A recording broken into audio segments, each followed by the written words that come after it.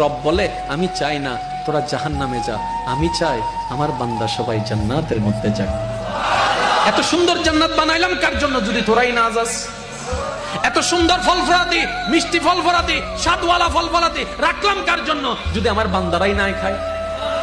আমি চাই তোরা যা। রব আমাদের তো গুনার পাল্লা ভারী।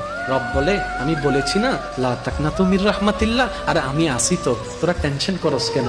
আমি আছি তো তোদের রহমান, এত ভাবস কেন? আমি আছি তো তোদের গাফফার, তোরা এত চিন্তা করিস কেন?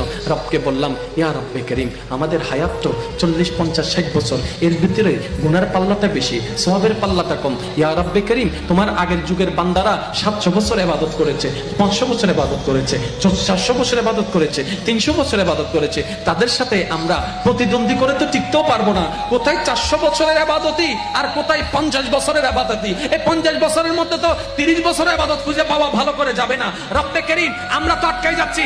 আল্লাহ পাক বলে তোরা আমার রাহমাতুল লিল আলামিনের উম্মত, তোদেরকে ছোট হতে দিব না। এবার রব্বে করিম দয়ার ব্যবস্থা করলেন, ইন্না আনজালনাহু ফি লাইলাতুল কদর ওয়া মা আদরাকা মা লাইলাতুল কদর, লাইলাতুল কদর খায়রুম মিন আলফি শাহর। আল্লাহ পাক বলেন তোদের জন্য এমন একটা রাত ব্যবস্থা করে দিলাম, সিজদা দিবি একটা, লেখা হবে 1000টা সিজদার সওয়াব।